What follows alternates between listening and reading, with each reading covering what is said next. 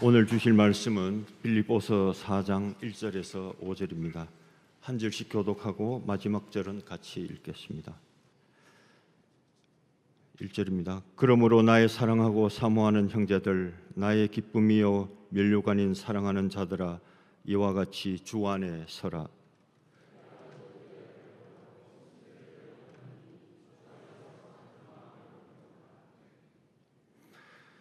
또 참으로 나와 멍에를 같이 한 내게 구하노니, 복음에 나와 함께 힘쓰던 저 여인들을 돕고 또한 글레멘드와 그 외에 나의 동역자들을 도우라. 그 이름들이 생명책에 있느니라.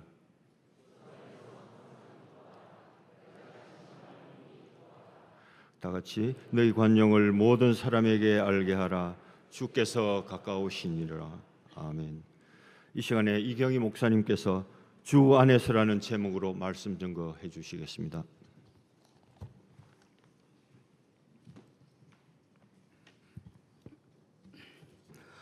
무더운 여름 날씨이고 또 휴가철임에도 불구하고 이렇게 예배 사모에서 나오신 우리 성도님들 진심으로 축복합니다.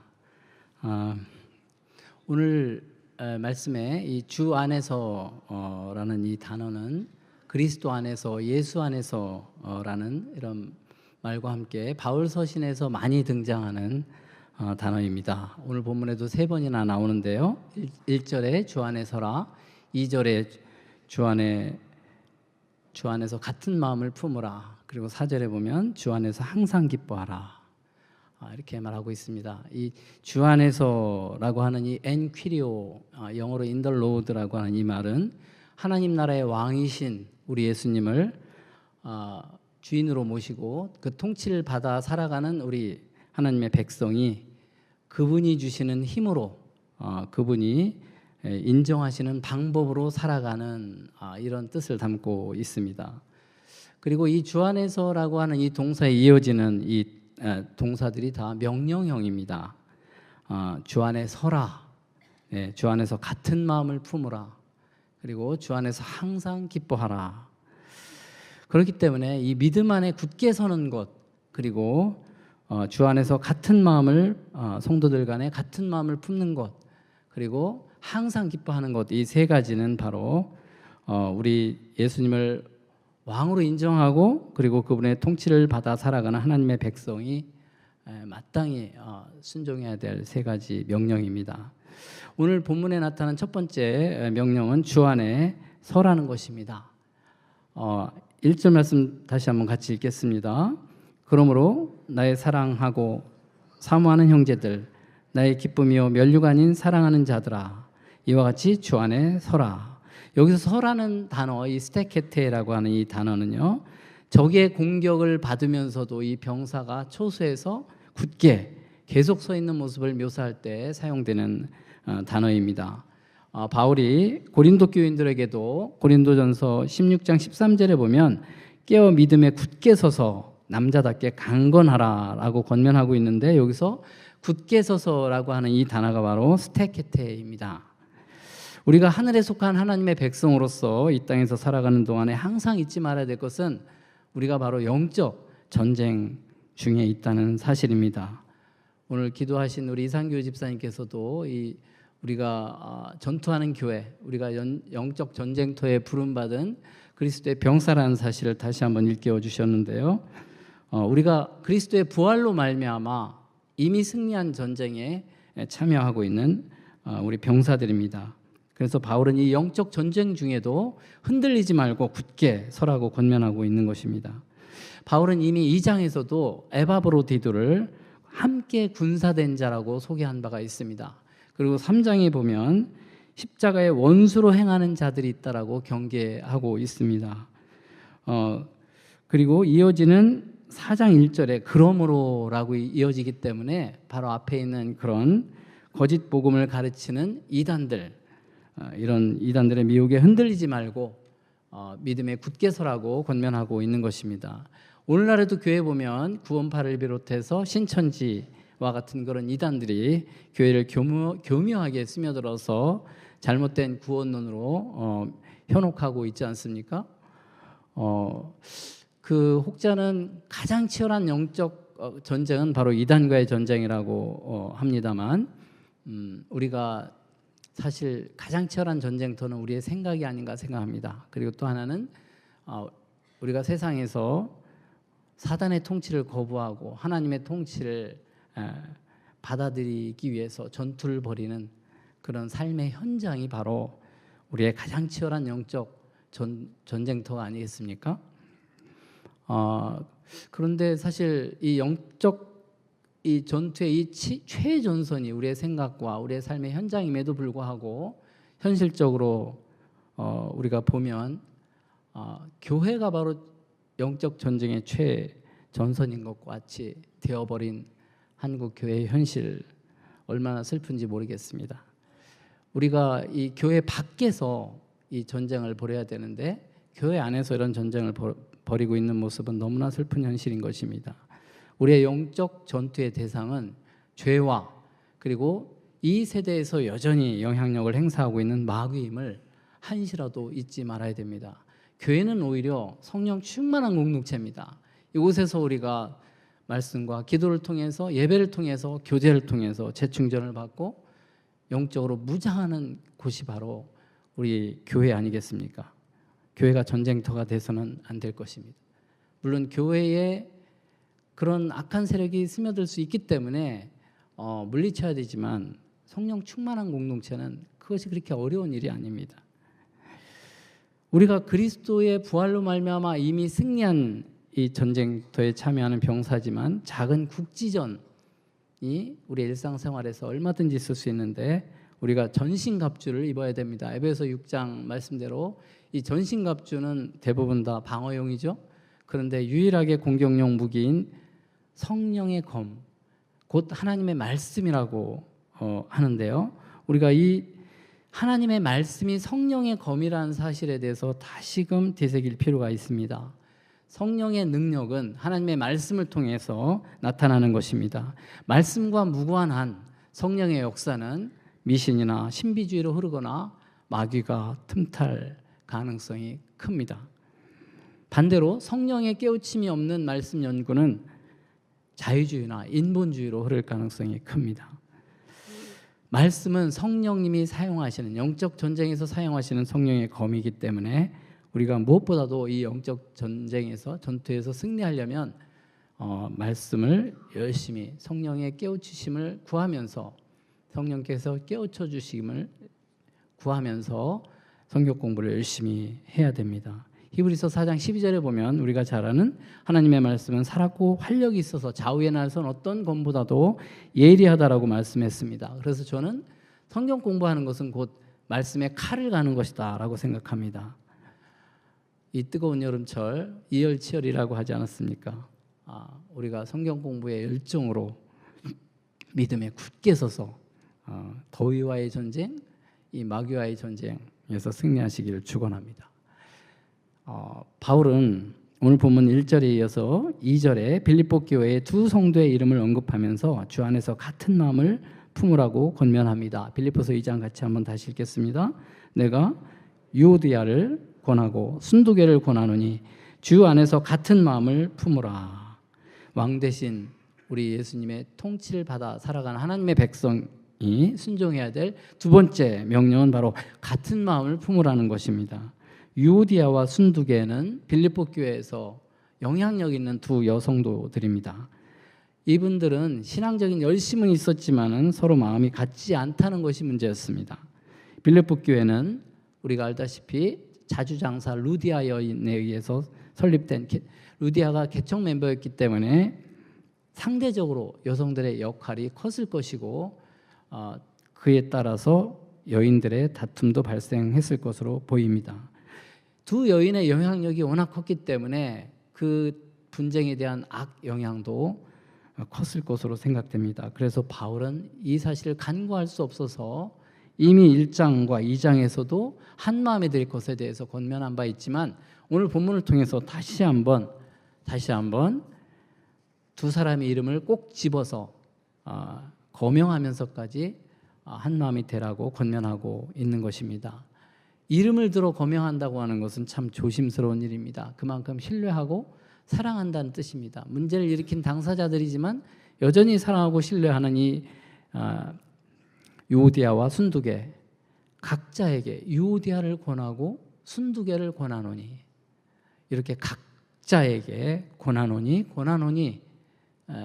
따로따로 얘기하고 있습니다. 반복하고 있습니다. 어떤 갈등이 생겼을 때 그 불화의 원인이 한쪽에만 있는 것이 아니라 서로에게 있다라고 하는 것을 암시하고 있는 것입니다. 이 분쟁의 이 당사자인 이 두 사람에게 같은 마음을 품으라고 권면하고 있는데요. 같은 마음이라고 하는 것은 같은 생각을 말하는 것입니다. 이 생각이라고 하는 것은 단지 지적으로 생각하는 차원이 아니고 마음이 원하는 것까지 포함하는 그런 포괄적인 개념입니다. 생각이 같은 것이 바로 같은 마음인 것입니다. 그것이 어떻게 가능하겠습니까? 인간적으로 너무나 다르고 하나 될 수 없을 것 같은데 어떻게 가능할까? 주 안에서만 가능하다는 것입니다.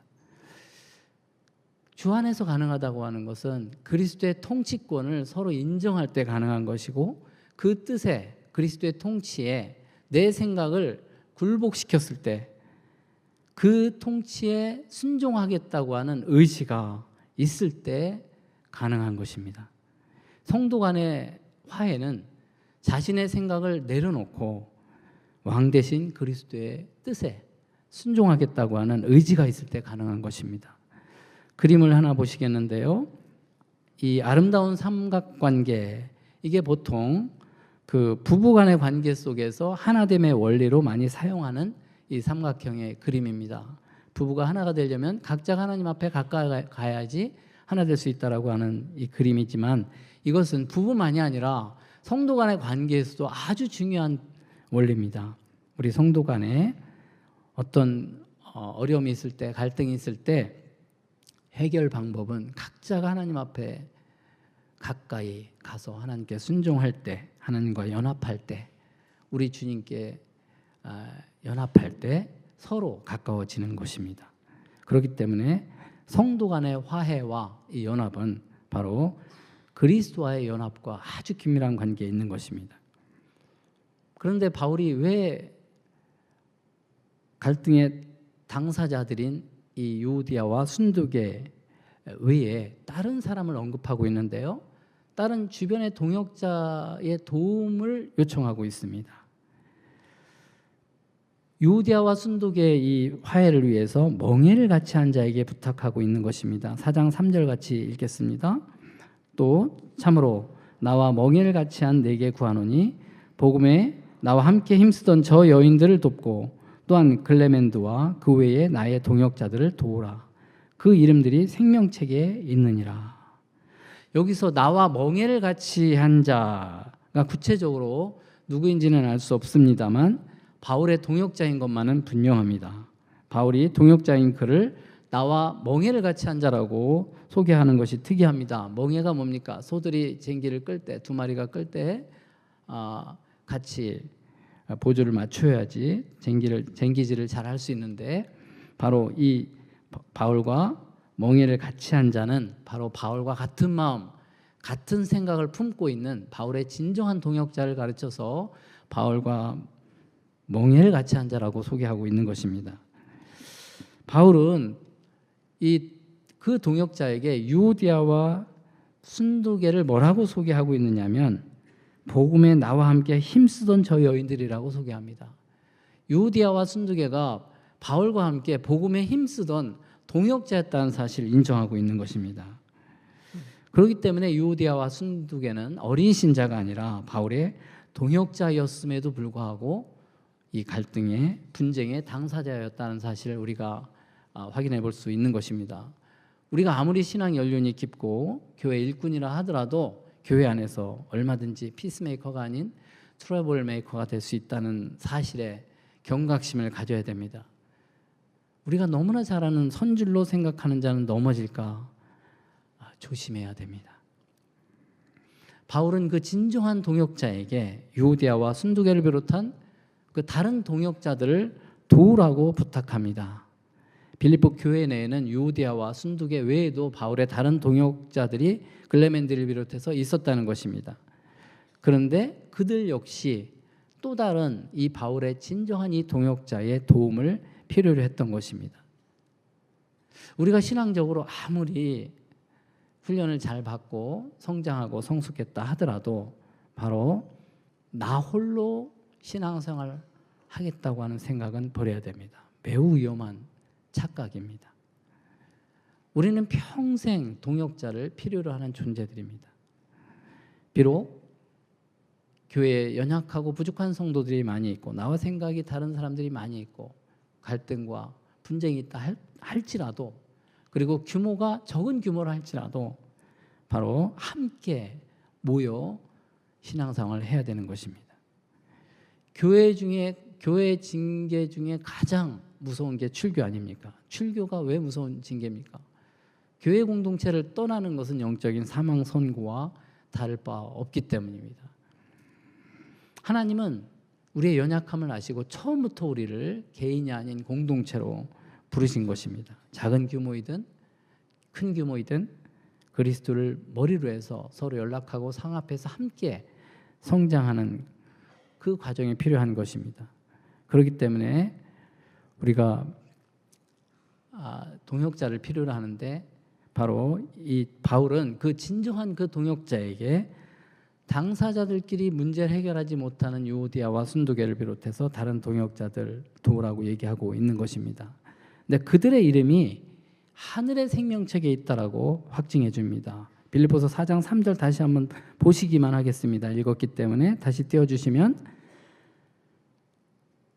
그들의 이름이 하늘의 생명책에 있느니라 라고 얘기합니다. 그들은 바로 그렇게 문제를 일으킨 당사자인 유오디아와 순두계 그리고 다른 동역자들의 이름이 바로 하늘의 생명책에 기록되어 있다라고 말씀합니다.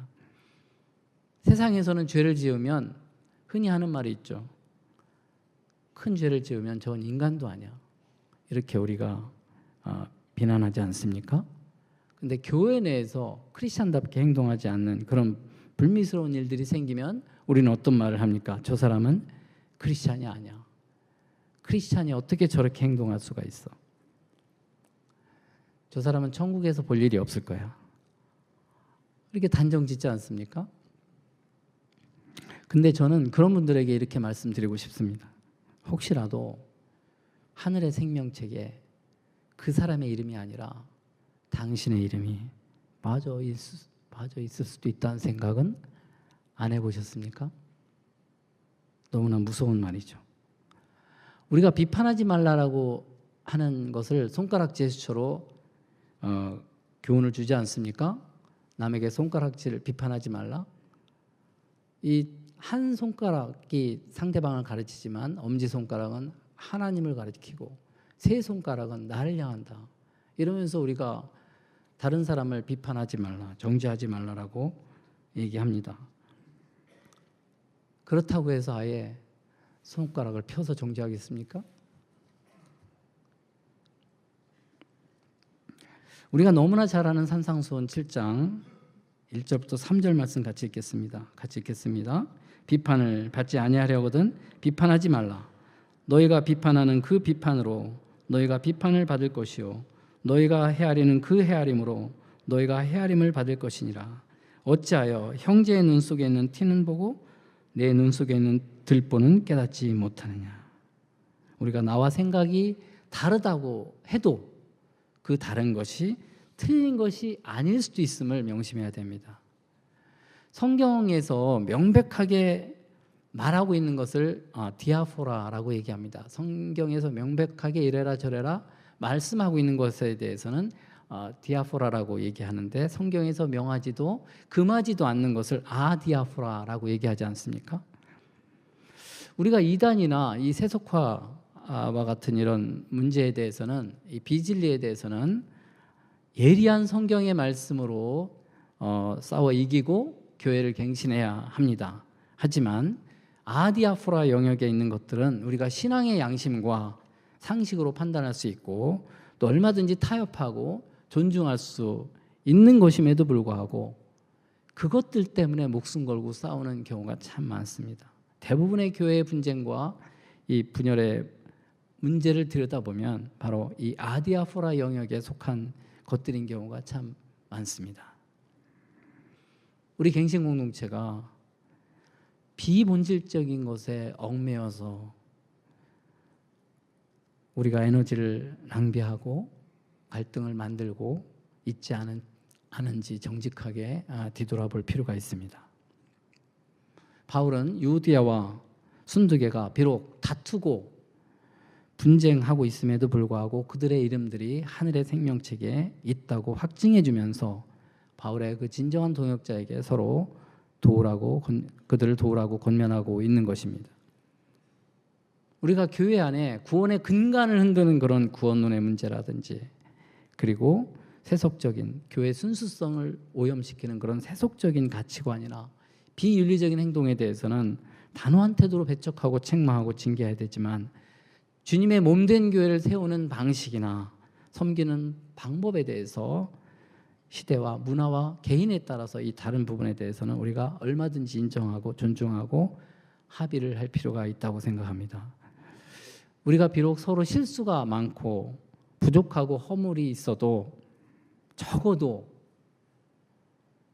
상대방이 그 이름이 하늘의 생명책에 기록된 하나님의 백성임을 인정한다면 믿음이 강한 성도가 믿음이 약한 성도의 약점을 돌보아줄 책임이 있는 것입니다.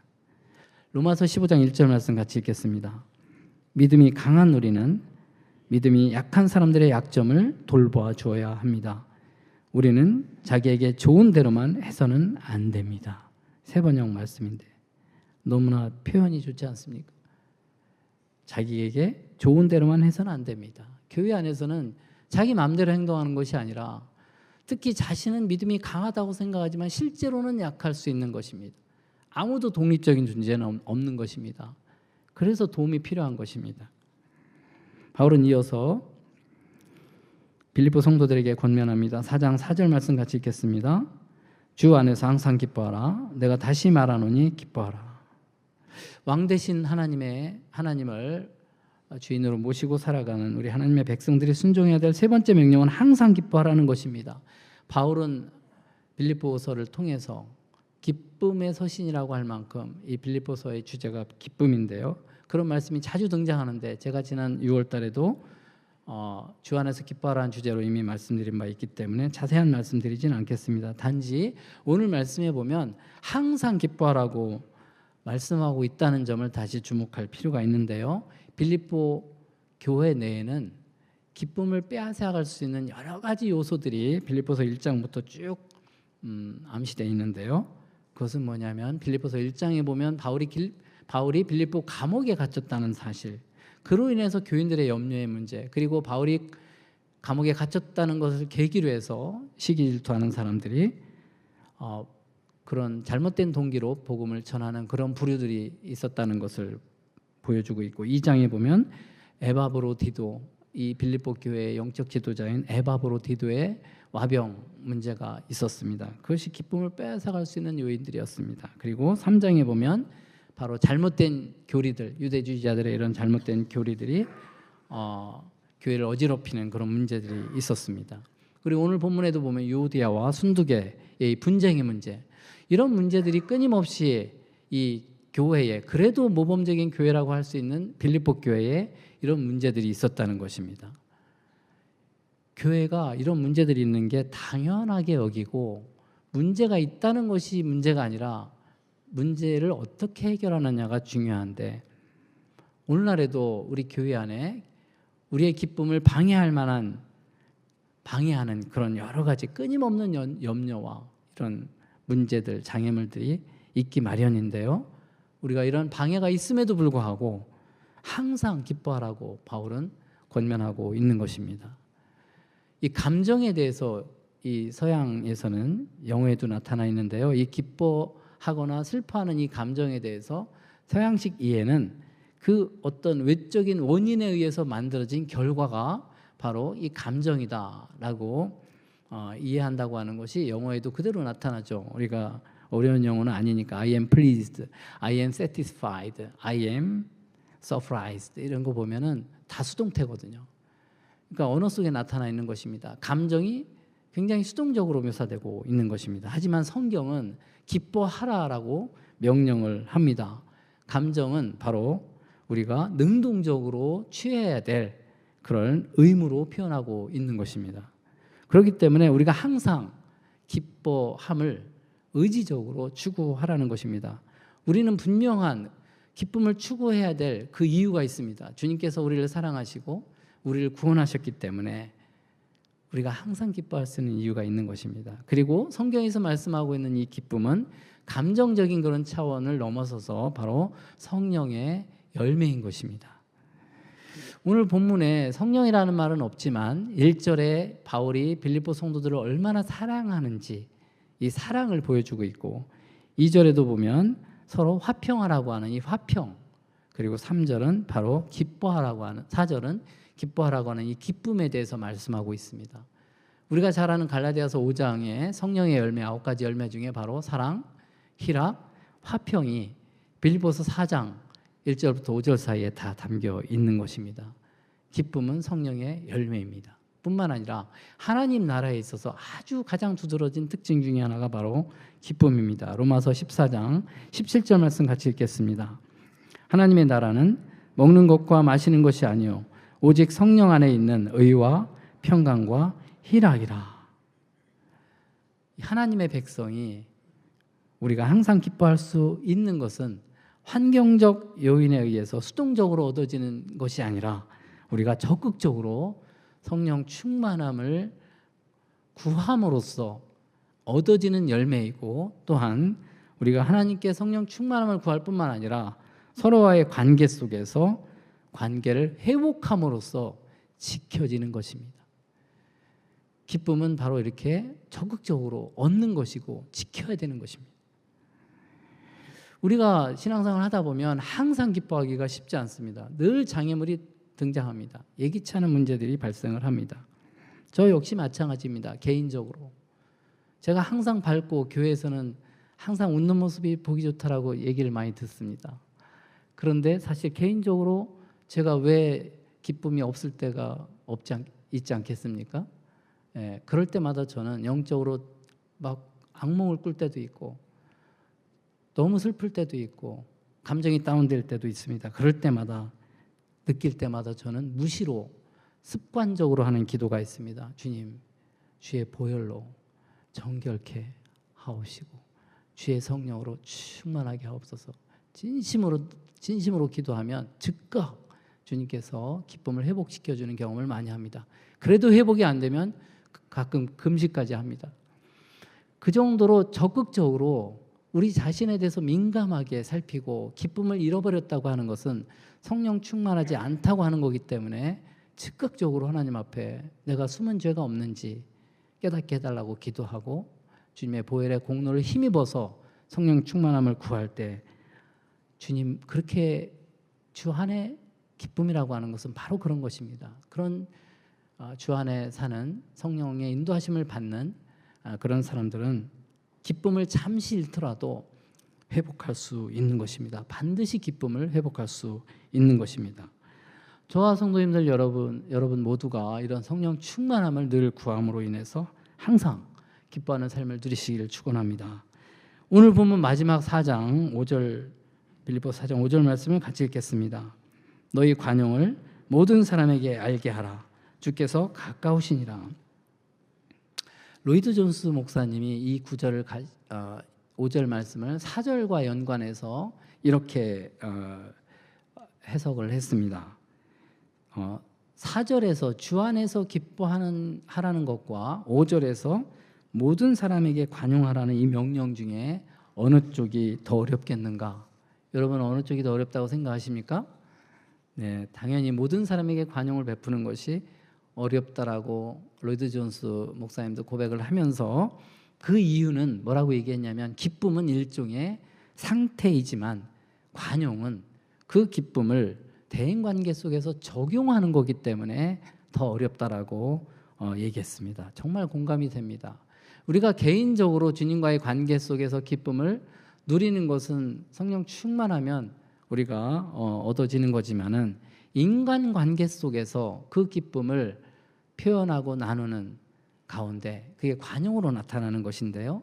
그게 그만큼 어렵다는 것입니다. 우리 갱신 공동체 내에 저는 워낙 셀프 컨트롤이 잘 되고 자기 훈련이 워낙 잘 돼서 엄격하게 자기 관리하고 신앙생활을 하시는 분들을 많이 뵐 때마다 저는 너무나 귀하고 존경심이 갑니다. 칭찬받아 마땅하신 분들입니다. 그런데요, 그런 분일수록 자칫하면 남을 비난하기 쉽고 정죄하기 쉽고 마음이 좁고 율법적인 사람이 되기 쉽습니다. 자칫하면 그런 분들로 인해서 교회 분위기가 냉랭하게 되고 분쟁 때문에 교회를 떠나는 사람이 생길 수도 있는 것입니다. 교회는 서로의 허물과 죄를 덮어주는, 용납하는 그런 분위기가 아주 중요합니다. 자기와 다른 사람, 자기 마음에 들지 않는 사람까지도 포용하는 관용이 필요합니다. 너무 자기 기준을 내세우지 말고 진리의 문제, 비진리의 문제가 아닌 것에 대해서는 양보하고 넓은 마음으로 포용하는 것이 필요합니다. 그래야지 교회가 은혜가 있고 사랑이 있고 기쁨이 넘치는 성령 충만한 공동체다운 모습인 것입니다. 바울이 너희 관용을 모든 사람에게 알게 하라고 하는 이것은 모든 사람에게 관용하라는 뜻도 있지만 그것은 관용을 너 혼자만 알고 관용하고 있다라고 생각할 게 아니라 실제로 다른 사람 보기에도 관용이 있다라고 하는, 저 사람 참 관대하다라고 하는 것을 다른 사람도 알게 하라는 그런 의미도 담고 있는 것입니다. 성도님들을 개인적으로 만나보면 참 그런 고백을 많이 합니다. 사실은 내가 마음이 넓은 사람인데, 참 난 마음이 따뜻한 사람인데 라는 고백을 하게 되고 그 진정성 때문에 참 감동받을 때가 많습니다. 겉으로 보기에는 굉장히 경직되어 있고 엄격한 것 같고 판단 잘하고 이러는 것처럼 보이지만 알고 보면 따뜻한 분들이라는 것입니다. 그런데요, 그렇게 혼자만 생각할 게 아니라는 것입니다. 다른 사람이 알 수 있도록, 그 관대함을 알 수 있도록 구체적인 행동으로 나타내야 된다는 것입니다. 그러려면 만나면 반갑게 악수도 하고 허그도 하고 이야기도 하고 같이 밥도 먹고 대접도 하고, 이것이 행동으로 나타날 때 관대하다라고 하는 것이 증명되는 것입니다. 이런 것을 통해서 다른 사람이 알도록, 그 관용을 알도록 하라고 말씀하고 있는 것입니다. 그리고 나서 바울은 주께서 가까우시느니라 라는 말씀을 덧붙입니다. 이것은 뭐냐면 예수님의 재림이 가까워졌다, 임박한 재림을 표현한 말씀이기도 합니다. 종말이 가까워졌다. 그런데요, 그것을 우리가 우주적인 종말이라고 하지만 사실은 우리가 개인적인 종말도 있지 않습니까? 개인적인 종말은 죽음입니다. 우주적인 종말은 하나님이 언제 그때인지는 알 수 없도록 하셨지만 우리가 개인의 죽음은 얼마든지 내다볼 수 있는데 개인의 종말, 죽음을 염두에 둔다면 조금 더 관대해질 수 있지 않을까 하는 생각을 해보게 됩니다.